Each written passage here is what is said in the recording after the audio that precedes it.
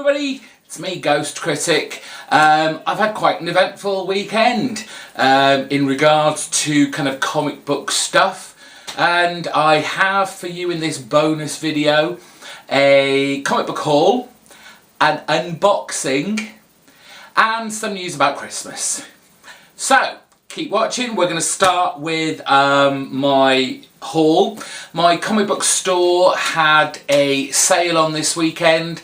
I guess they were kind of getting in with the old Black Friday sales, even though they didn't kind of advertise it that way. But all their modern age back issues kind of section of the store, every issue was £1. So I took advantage, as you do. And the great thing about these is that I get to pick up titles that I would have liked to have bought when they came out straight away, but not necessarily better things were out, but you know, money being what it is, I kind of had to go, well, I might buy that in trade later on, but now I've got this sale, I can get it even cheaper. So everything you're about to see was £1 each, and we're kicking off with Warren Ellis's run on Moon Knight from Marvel. It's just been like, well, it started out this year, so issue 1, issue 2, issue 3, issue 4, issue 5, guess what? Issue 6. So I have the full Warren Ellis run, and of course the beautiful colours of Jordie Bellaire. She seems to be colouring everything right now, and fair play to her because she does a wonderful job. And I obviously picked that up because I've heard so many people say so many good stuff about it.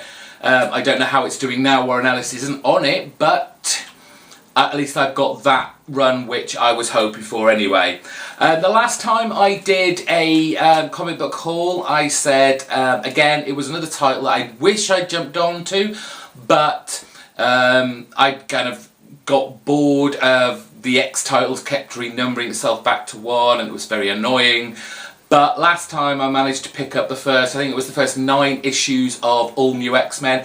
Read it, it was amazing. So here we go. All New X-Men, issue number 8, number 9. Hopefully it still stayed as good as it was. Issue number 10, 11, 12 with them meeting the Uncanny Avengers, number 13, number 14, looks like the Hellfire Club is making an appearance. Issue 15. Issue number 16, the whole Battle of the Atom storyline. If I remember rightly, I think some of the other titles, I think I was getting Wolverine in the X-Men at the time, and that kind of got wrapped up in it as well. Issue 17. Issue 18,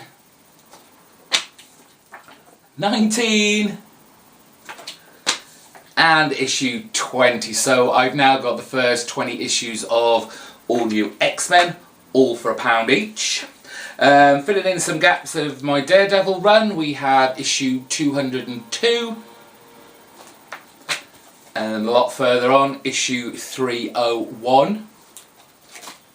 Again, when you've got pound sales going on, you get to try stuff that you probably or might not have even heard of, or it kind of flew under the radar for you.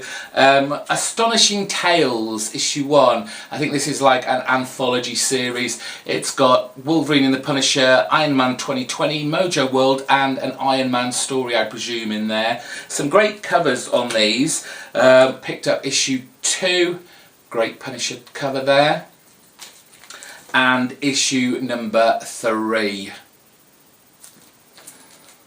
Another title that seems to get rebooted and started at issue 1 constantly. I found Fantastic Four issue 1. Who have we got there? Matt Fraction and Mark Bagley creative team there. The last one I got, the last haul I got, I gave issue 1 of FF a try. It was kind of fun and quirky. I know it didn't last very long, but it had enough in it for me to pick up issue number 2, issue number 3, and issue number 4. Well, not completing, but adding in the gaps again. Silver Surfer Volume 3, that's issue 27, 29, and 83. Couple of annuals from Silver Surfer. This is annual number 2, tying in with the Atlantis Attacks storyline that was going through a lot of the Marvel titles at the time. And also annual number 5, which was Return of the Defenders. This is one of the annuals I haven't actually seen. I don't know who else gets tied in there, but this is part 3 of that. And finally, from Marvel's Icon range, issue 8 of Powers Bureau. Really loving the Powers. So that's all the Marvel stuff. A bit of DC. The House of Mystery, an anthology series. It's a lot thicker than the other ones. This came out in 1998. So that has all new stories by Neil Gaiman with some Sergio Aragonés artwork in there, so that will be fun. We had a countdown special, and I picked this because it was Commandy. Didn't actually look inside it until I got it home. These are actually, it was a bit disappointing in some respects because the stories in here are all reprints from the original Kirby series, and all the ones that they've reprinted in here, I have the originals. So that was a shame. I hoped for something like a new story or something like that, but not to be. But for £1, oh well. Issue 1 of the Joe Kubert Presents mini-series, 1 of 6. I'm pretty sure I might have already got this, but it was £1. Infinite Crisis Aftermath, issue 1 of the Spectre. Always looking out for the Spectre in the issues. Issue 1 of Batman and the Spirit. Looking forward to that. Fan, obviously, of both characters. I was so disappointed they didn't have the one more issue I needed to finish my run of Justice League of America. This was the series just before the New 52 started. This is issue 59. I only need, I think it is the last issue, issue 60, to complete my whole run. Again, finishing gaps from my Superman Batman from pre-52. This is issue 8. Issue 52. Blackest Night tie-in, issue 66. Issue 79, which brings in the DC 1 million versions of Superman and Batman. And issue 84. Now, when Batman presumably died, Detective Comics had no Batman in it, so who did they get in its place? We got Batwoman. I actually have not read this series with Batwoman in it. Obviously, J.H. Williams III artwork, so this should be gorgeous inside. And of course, it's Greg Rucka writing. So we've got 854, 855, 856, 857, 858. Fortunately, they didn't have 859, so we skipped to the end there at 860. Yes, 860. So those are all the DCs. We're almost at the end now. Keep with me. On to Image, again filling in gaps in my Spawn run. It's issue 41, 42 and 43. Almost completing my run until I stopped picking it up around issue 150, I believe it was. Final Image title I managed to pick up was Mark Millar and Frank Quitely's Jupiter's Legacy. This is issue number 4. I've got a few of those now. Finally, Dark Horse. From their Dark Horse Maverick line, Grendel Devil's Legacy. I have a few of these older ones, but didn't have the first run of it right at the beginning, and these are in really good condition. He just said that he had a guy bring in a ton of boxes, and it was all obviously his latest collection, because there was just tons of new stuff. It had all been looked after clearly. And there's issue 2, so I had a little rummage through that. Issue 3. At this point I knew I'd actually spent quite a lot of money, so I could have bought so much more out of this, out of these boxes. Issue 4 and issue 5 of Grendel Devil's Legacy. And finally, BPRD, The Warning. He had loads of these kind of mini runs in there. Like I said, by the time I got to these boxes, I spent a lot of money. But I could have bought so much more of these. So issue 1, issue 2, issue 3, 4, and finally 5. So that wraps up the comic book haul sale. Now it comes to the unboxing. What have I got to unbox? And anyone who has been with me for a long time will know I really don't like unboxing videos. I hate sitting through watching people open up boxes. I've got no interest in watching you open up a box. I want to know what's inside it.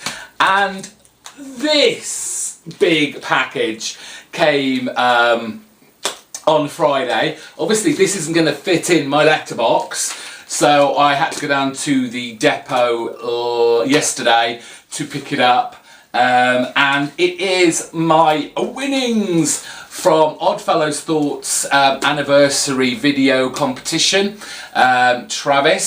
So no, I'm not going to unbox it. I am now going to stop the video. When you see it next, I'll have unwrapped it all, because he has wrapped it really well. I'm intrigued to know what's inside here. So, be with you in a minute.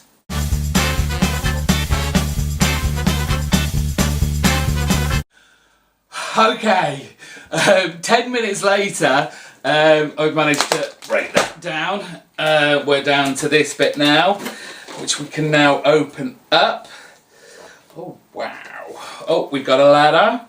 I hope this made it to you in one piece and not folded in half. It took a while to send out as I was trying to figure out how to got it there safely. Anyway, there are signed prints from Fiona Staples. Travis. I had her sign them in 2013 at Emerald City Comic Con in Seattle, Washington. Being a Saga fan, I hope you get a kick out of them. Thanks for being a friend and supportive of me on YouTube. Thanks, Oddfellows Thoughts. Wow. Oh my goodness. What have we got here? Okay. Oh, wicked. I think these are the Batman stamps that they issued via the United States Postal Service. Oh, they are awesome. Different versions of Batman. Oh wow. Excellent. Oh, wicked. Got a ghost variant of Fatale. Not even seen that. That is fantastic. Oh, I'm just gonna totally make myself look ignorant, and I can't tell who that is. As soon as I read the name, I'm gonna go, of course it is, but that is fantastic. Thank you very much. Oh, there's more to unstick. You did very well on this, I have to say. Everything came intact. Nothing's ripped or broken. I've got to be very careful now with this sellotape. See, this is why I don't do unboxings. They take so long. Excuse me. Right, there we go. Oh my goodness. these. Oh my God. Oh, these are fantastic. Oh, seriously, this is a fantastic prize. Thank you, Travis.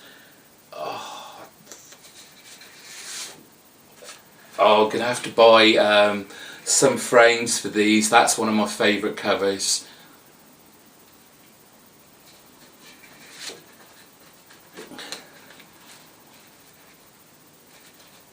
Oh my goodness. Oh my God, there's so many of them. Oh, they're beautiful. Oh, and finally, that one there. That is an amazing bounty of presents. Travis, once again, thank you very much. You have a fantastic channel. I love watching every single one of your videos. I still don't see Ethan in them, but I know he's a young man now. He probably has more interests in girls now than comics. But again, thank you so much. I will support your channel till the end of time, or until you stop doing them, which probably won't be for a long time either. So finally, I mentioned Christmas, and you may have heard in one of my Q&A videos, I think it was one of the ladies of our community asked me a question, and I was said that there might be something happening in December, but it would take a lot of time to kind of sort out. I still haven't sorted it out. I'm going to be doing it this afternoon, or at least starting it, because I did want to get a lot of these done to kind of catch up and not be doing it like I am now, but I'm great at procrastinating. So every day up until Christmas Day, you will be getting a comic book Christmas calendar. It will be a 5-minute video where I will be not necessarily counting down, because they're not going to be in any order, but my favourite comics of 2014. The videos will be only about 5 minutes long. They're not going to be incredibly in-depth, but just highlighting some of my favourite comic book moments of 2014. I'll be putting them out at 9 o'clock GMT time every day, and that's not all I'm doing. I will still be doing my Monday Q&A video, my Wednesday pull list video, and obviously my comic book review video on the Friday. So 3 days a week you'll get double worth of video uploads from me, and an extra 2 a week on the days that I don't do videos, so can't get better than that. Great haul, great prizes, and hopefully some great videos from me to come throughout the Christmas period. So until tomorrow, take care. Thank you everyone for watching. I'll see you soon. Bye bye.